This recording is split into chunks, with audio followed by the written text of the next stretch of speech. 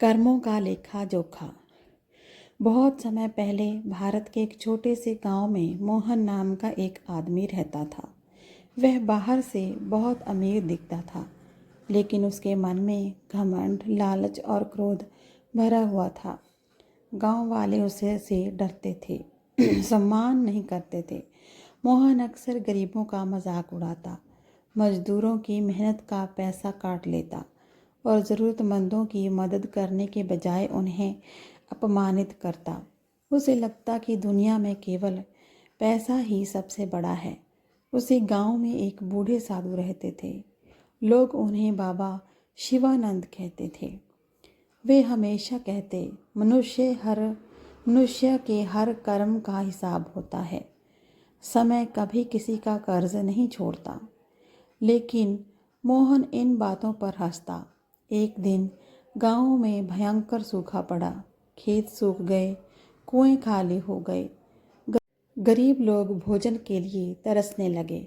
गांव वालों ने मोहन से मदद मांगी, क्योंकि उसके गोदाम अनाज से भरे थे। लेकिन मोहन बोला, मैंने मेहनत से कमाया है, मुफ्त में नहीं बांटूंगा। लोग दुखी होकर लौट गए। उसी रात मोहन ने सपना देखा।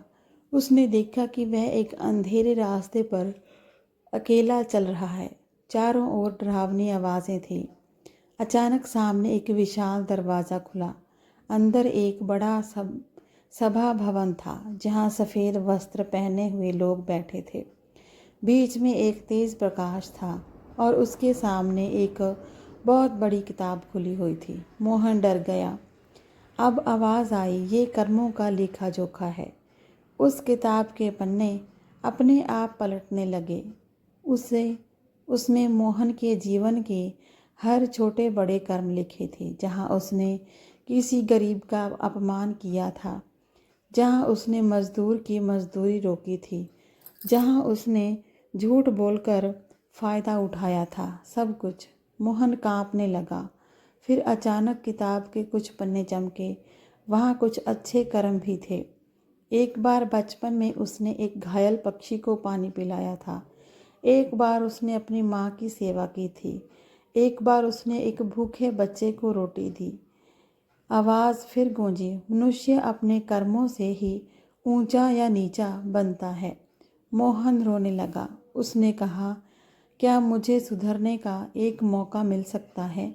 आवाज़ बोली, हर इंसान को अक्सर मिलता है, अवसर ज़रूर मिलता है, लेकिन समय सीमित होता है। इतना सुनते ही मोहन की आँख खुल गई। उसका पूरा शरीर पसीने से भीगा हुआ था। सुबह होते ही वह सीधे गांव के चौपाल पहुंचा। उसने पहली बार सभी के सामने सिर झुकाया और कहा, मैंने बहुत गलतियां की। लोग हैरान रह गए। मोहन ने अपने गोदाम खोल दिए। उसने गरीबों में अनाज बांटना शुरू किया। जिन मजदूरों का पैसा रोका था, उन्हें 2 गुना लौटाया। धीरे धीरे उसका व्यवहार बदलने लगा। अब वह मंदिर में दान करता, गरीबों की मदद करता और गांव के बच्चों की पढ़ाई का खर्च उठाने लगा। लेकिन कुछ लोग बोले, ये सब दिखावा है। बाबा शिवानंद मुस्कुराए और बोले, समय सबसे बड़ा गवाह है। साल बीतते गए। मोहन बूढ़ा हो गया। एक दिन गांव में भयंकर बारिश आई। नदी उफान पर थी। कई लोग पानी में फंस गए। मोहन ने अपनी जान की परवाह किए बिना लोगों को बचाना शुरू किया। उसने बच्चों और बुजुर्गों को सुरक्षित जगह पर पहुंचाया।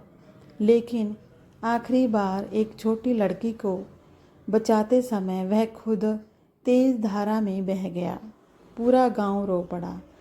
कुछ दिनों बाद बाबा शिवानंद ने गांव वालों से कहा, मनुष्य की पहचान उसके अंतिम कर्मों से नहीं, बल्कि पूरे जीवन के परिवर्तन से होती है।